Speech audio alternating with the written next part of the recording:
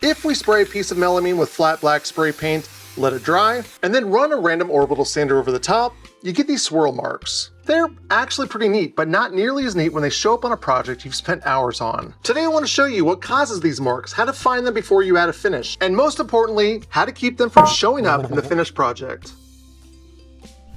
So what are these pigtails? No, not those, but these.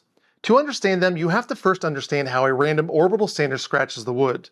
First, we have the pad. The pad rotates, sanding as it goes, but that's only half of what it's doing. At the same time, the whole pad is also moving in a small orbit. That means each grain of sandpaper is constantly changing direction instead of following the exact same path over and over. So where does the random part come from? The pad's rotation isn't locked to that orbit. The pad itself can speed up. It can slow down. It can even rotate backwards.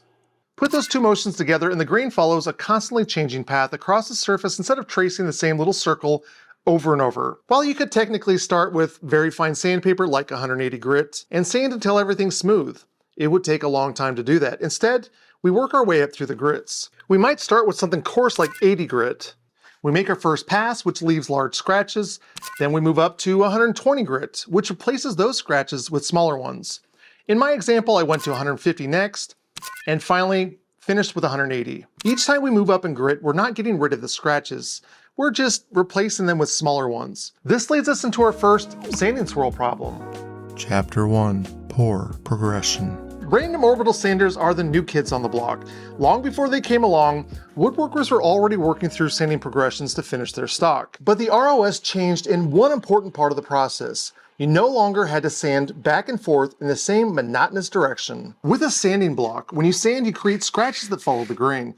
Those scratches match the natural stacked grain lines of the wood. That means if you're using a sanding block, you can sometimes hide a scratch you missed. But a random orbital sander doesn't have that same advantage.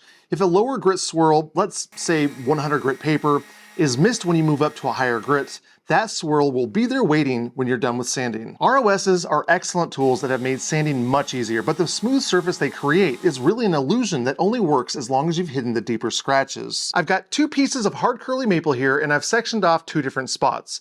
On this side, I used a random orbital sander jumping from 80 grit straight to 150. On the other, I used the same two grits with a sanding block but sanded with a grain. Now the grit progression is equally bad on both, but will the direction of the scratches make one easier to hide? Yep, I think it's time for the microscope. We'll start with the sanding block. Put this on here and then we'll focus it in.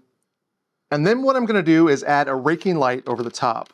This will make it easier to see those scratches. And as you can see, there are some scratches in here. This is definitely not finished ready, but it does not look that bad. Now we'll slide over the ROS side. And if you look at this, you can see swirls everywhere. If I were to add some finish to this, it would look really bad. To finish this chapter, here's a tip.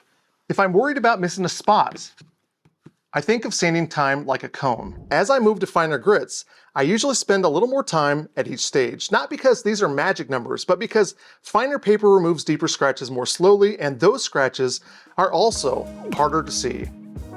Chapter 2. The Particle Below. Sometimes it has nothing to do with the sandpaper. You could do everything right and still run into a problem. These two sanding discs look exactly the same. They're brand new. They've never been used. They don't look like they should have any problems, but one of these is not like the other. That tiny bit of debris can lift part of the sanding disc just enough to make a few grits stick out farther than the rest.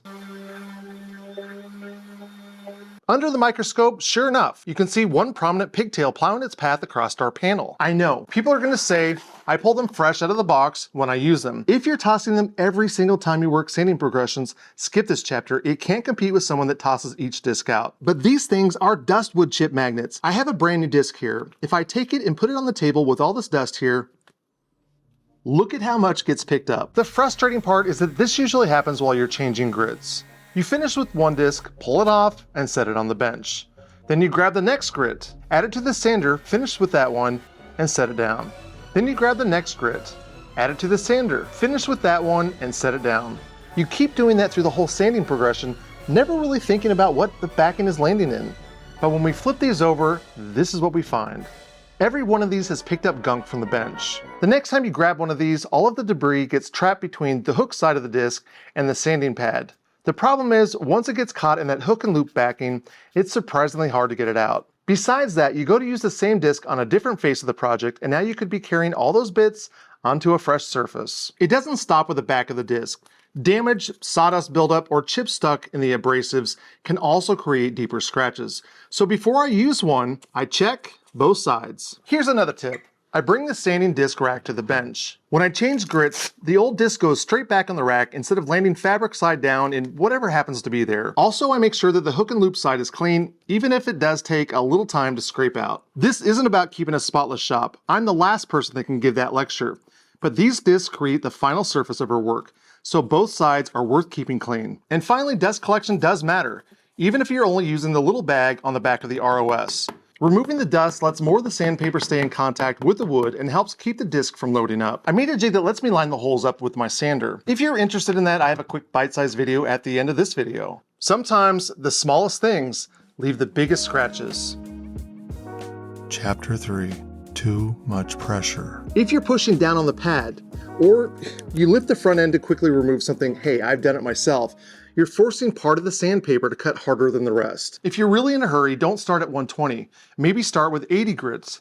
That will remove more material faster, but you will need to work your way back up through the grits. It works, but you may remove more than you want by doing it this way. The best method I've found is to let the weight of the sander carry the sanding and let your hand just babysit it. And since we're talking about trying to finish quickly, speed fits very well into this category. Just like heavy pressure, moving too fast keeps the sander from working the way it was designed to. For ordinary wood sanding, cranking the speed will usually cut faster. Lower settings can be useful for finishes or surfaces that can easily be damaged because they help keep the heat down. But neither setting replaces light pressure and overlapping passes.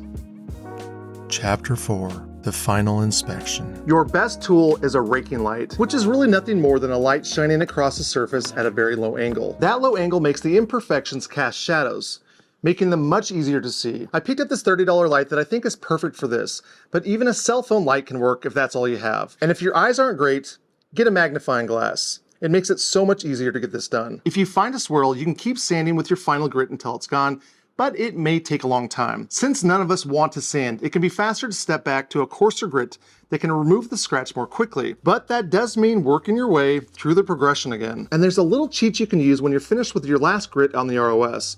Since the scratches really never go fully away, grab a piece of sandpaper that matches your final grit and make some light passes with the grain. You're still leaving scratches, but now those final scratches follow the direction of the wood. It's an easy way to borrow the advantage woodworkers had when everything was sanded by hand. You're still leaving scratches, but now those final scratches follow the direction of the wood. I'm Rob, and I'm so thankful to have you in my shop today. I'd like to thank my patrons that help keeps this work going, as well as the website. If you're interested in joining, there's a link in the description. Also, I have a few videos here that I talked about in this video. I've done a lot of talking today. If you'd like to buy me a beverage, you can click right over here. Thank you so much, friends, and remember to keep making things.